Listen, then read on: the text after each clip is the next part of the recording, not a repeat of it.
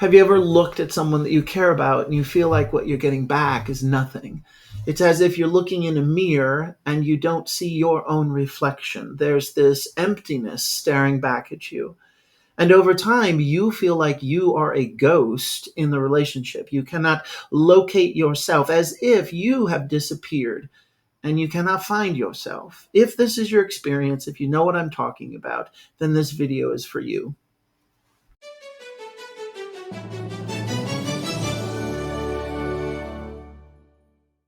I'm Alan Robarge, an attachment-focused psychotherapist and a relationship educator, and I work with people who have attachment injuries and who have experienced some very painful, deep wounding around relationship. And yet, nonetheless, we seem to have a spirit about us where we just keep trying to create relationships and bump into these old wounds. There's this phenomena that happens. There's an experience that happens, and not too many people are going to talk about it. And we might capture the experience by saying losing yourself in a relationship. But if we really slow down and stop to identify what exactly is happening and what does that feel like to lose yourself into a relationship, it is extremely painful, and it's this profound emptiness, this void, this absence. Now, what I'm very interested in is the attachment system has an ability to attach to things that we don't necessarily want to, or it's not in our best interest. And you can see this in children with blankets and toys and teddy bears. Perhaps you know that Tom Hanks movie called Castaway, and in it he projects his need for relationship onto a volleyball or a basketball. It's the brand name is Wilson, so then he names this ball Wilson, and he has a relationship, and it's a dialogue, and what happens is that he personifies this ball that he's talking to, and he all of a sudden has this active relationship. We're also starting to see this in AI. People are having relationships with AI and believing and allowing themselves to get attached to the interaction. So let's just remove, in the movie Castaway, let's just remove the ball. Let's just remove the teddy bear, the blanket. It's not about a thing. It's about the function of the mind to be able to attach and create a bond with something that's not necessarily bonding back. And we can, instead of using a teddy bear or a blanket, we can think of an idea. We use the idea as the object of our attachment, the object of our affection, the object of where we are going to direct our narrative and story and project onto this idea of a person what we want and how we feel and how we hope that they feel. And if we do this really well, what happens is it's completely one-sided. We are manufacturing a relationship by using the mechanism, the apparatus, the way that the nervous system and the brain is laid out. This attachment system has the ability to create attachment when there's no relationship present. So there's a goodness to this. I mean, it's not all bad sounding, but it's dangerous. The goodness of it is that it internalizes a relationship so that it provides the foundational goodness of trust and safety, and there's a continuity so that you can be in relationship. It's a parent or a family member or any loved one, a friend or a partner. And let's say that you don't see this person for 2 weeks, but you still have the relationship inside of you, in your mind, mapped in your mind. What we usually say, it's in your heart. You feel it in your heart. And you can get a sense of, you benefit from the relationship, even though you're not interacting with the other person, even though you're not talking to each other. And so you find that this connection is strengthened because you're imagining being in relationship with them.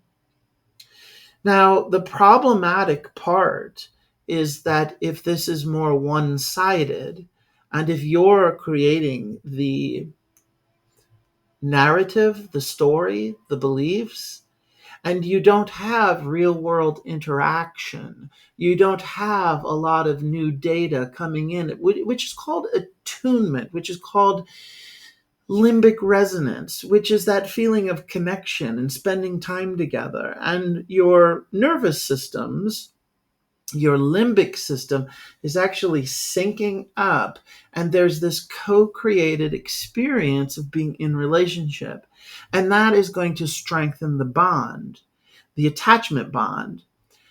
However, if you're not interacting that much and there's more of you're thinking about the idea of the relationship more than you're actually engaging in the relationship, and it becomes there's this great imbalance that's happening.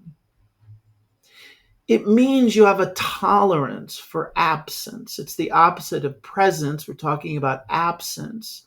And it's very easy for us to review our history. If you have a history of attachment injuries and attachment wounds, and they might be showing up now as attachment trauma, and you look at emotional neglect, you look at betrayal, you look at moments where trust was breached or compromised, and where you were not engaged, you were given messaging that who you are does not matter, we're not really interested in you, we don't need to hear from you. And this ongoing developmentally, it usually is not just like one moment in time, it's a developmental thing. And that over time we integrate these beliefs that say, well, I guess I just must not be worth being known. And we accept not being known. We accept being ignored. We accept getting very little interaction and very little curiosity, very little attunement, very little attention coming our way. So we have this skill. It's like we're trained. We have this great skill to tolerate absence. So you see, couple this with what I've already shared of the attachment system's ability to create an attachment with inanimate objects, with ideas. The other person doesn't even have to be present. So we have this ability to attach, but then we also couple it with a great tolerance for absence. And what this means is that we can overcompensate, we can employ a misplaced loyalty, we can override red flags, we can diminish our own needs to the point where we talk ourselves out of having needs. But we continually keep reaffirming that we care about this person, we love them, that we are in relationship. And in fact, what happens over time, because you're essentially starving, the phrase accepting crumbs, your emotional nourishment is so wiped out, and you're not having active exchanges of attunement and limbic resonance and connection and presence. Instead, what's happening is you slowly start to fade and diminish, where you talk yourself out of, or you have this core belief that your needs will never be met, or you're not lovable, or once someone really gets to know you, why would they stick around? And so you tolerate this incredibly minimal to no to having a particular level of like no emotional needs are being fed. And over time, if you're starving long enough, what's going to happen is that you disappear, and you notice you become a shell, you dissociate, you enter trance, you shut down, because that's not living. That's not engaging. That's not feeling the zest of life or letting in the energetic nourishment of life. It's the opposite. And living in a state of absence is the experience of entering a void. It's an experience of profound emptiness. And so that's where this video is a little different. in what I want to share with you is that I make videos like this from time to time is I want to try to capture that feeling, that experience. And now we're not going to we're not making a quick leap and saying, now let me tell you about the 3 things you can do to never have to feel this feeling again. That's not what we're doing. I want to introduce this idea of process. The process is different from consuming information. It's different from passively receiving, but participating in an experience of discovering what is meaningful to you. Not taking in what I'm telling you is meaningful, but you start to check in with yourself, your body, your arms, your legs, your stomach, your spine, your feet, your fingers, your toes. You take a breath and you begin to think about these ideas of what do you want to do about this level of emptiness in your life, or if it's absence, or if it's this feeling of we know who we are when we look in the reflection of the mirror of another person that's holding up the mirror of who we are. And if they're loving, if it's a loving mirror, what we get back is we see our own goodness, we see our gifts, we see our humanity. But if you're with someone who's not able to hold up a mirror because they're not present or available, or the mirror that they're holding up is cracked, you're going to get a very cracked self-image and your identity. You're going to be confused about your identity. And usually what we do is we internalize that, which also becomes a critical shame voice. But this internalization then becomes a very myopic, limited view of who we are. And we keep reminding ourselves that we are this limited, myopic view. And over time, we're living with this feeling of just being an empty shell. Where I got this from, not so much the history of my attachment injuries, but I mean this idea of I was in a relationship, and I've told this story before. I call it the purple chair story because then the purple chair has nothing to do with anything with the exception that I was sitting in a purple chair and it was like this like dark plum suede chair. Again, pointless pieces of information. But I think what I'm saying is I liked the chair. But I remember there was silence and it's the living room. The chair's in the living room and I'm in this relationship and I'm home by myself and it's the afternoon and it's quiet and there's silence and I am crushed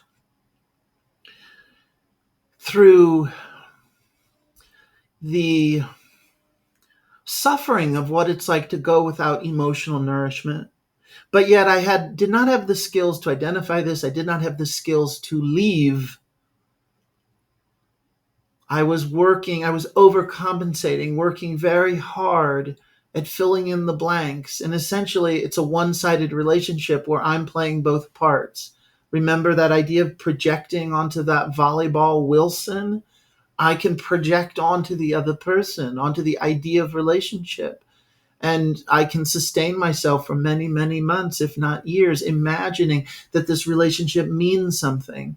But the actual day-to-day interaction is lacking and less than, and without any real presence. It is not offering attunement. It's not offering nourishment. And I'm sitting in this purple chair. I don't know where the heck this came from. And it just blurred. I just yelled it out into the room. My spirit is dying. And then very quickly thought I'm an empty shell. And my voice echoed a little bit and then the silence returned and I'm sitting there and it's almost like a big gong, like, a giant bell, a gong goes off and it wakes you up temporarily and you feel the reverberation of that gong. And it was like my brain, my body, I am dying. My spirit is dying in this relationship.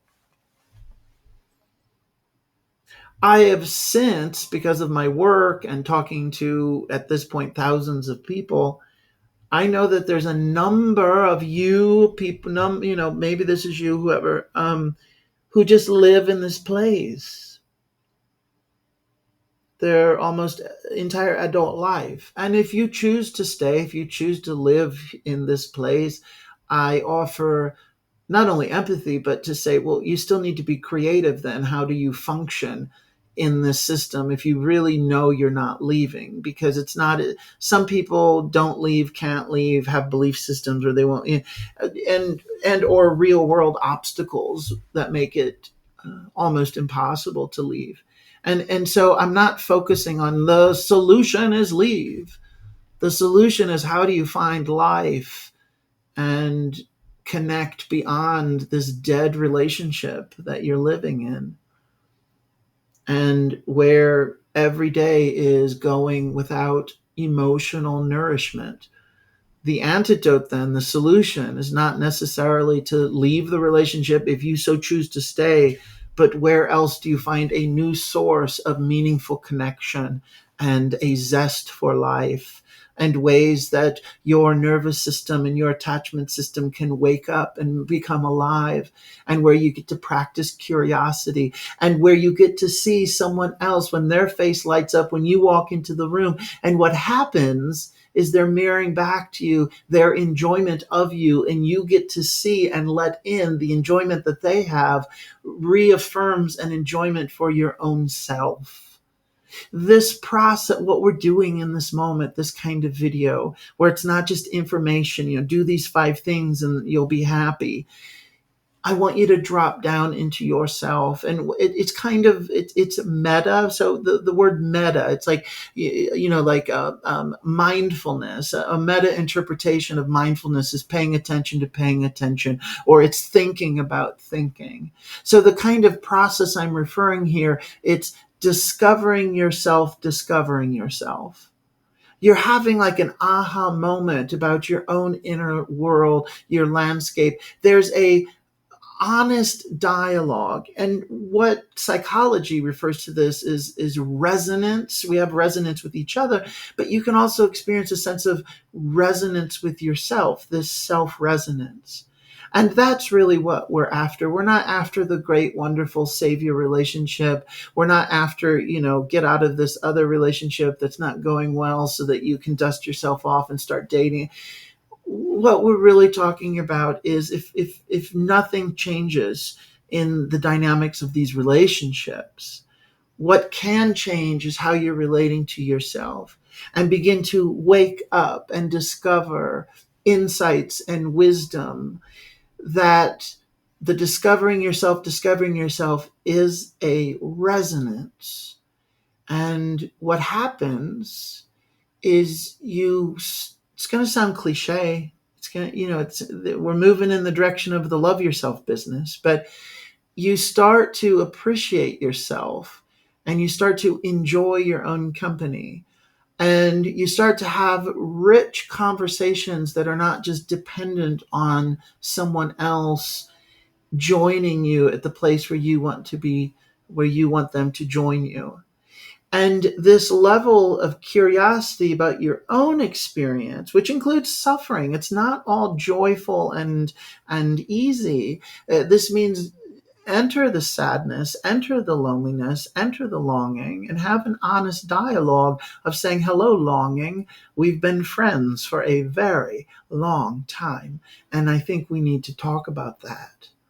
And what do you discover? What's the meaning? What are the layers in that longing, and what does it have to teach you? Same for sadness, same for emptiness, same for loneliness. This kind of video that I'm making, I call it a process video, and I'm trying to capture what it's like to be in these kind of relationships. And I want to make more videos like this and offer them as part of, I just recently learned, it's been out for a while, but I just recently learned YouTube has something called a subscription membership. And I know that I do have people who resonate with this kind of video and who want to participate in a process as we uncover these types of layers together. And so I am planning on creating more process type videos that in a way they won't wrap up neatly at the end. It's almost going to be like a continuation of these themes. And that at any time, once I amass, a good number of them, you can return to these videos as a way, hopefully they offer, it's a substitute, it's a bad substitute, but some form of mirroring where you can maybe perhaps see yourself through the words that I'm sharing, or ultimately and hopefully um, the humanity that I'm offering, to sit with you in that suffering, to know it. It's extremely painful and isolating. Like when I was on that purple chair and I yelled out into the void where no one heard me, and I just said, my spirit is dying. And I will share, in case you're curious or wondering, that was many, many years ago at this point. I have reclaimed my spirit, and I am curious to offer presence and practice a self resonance with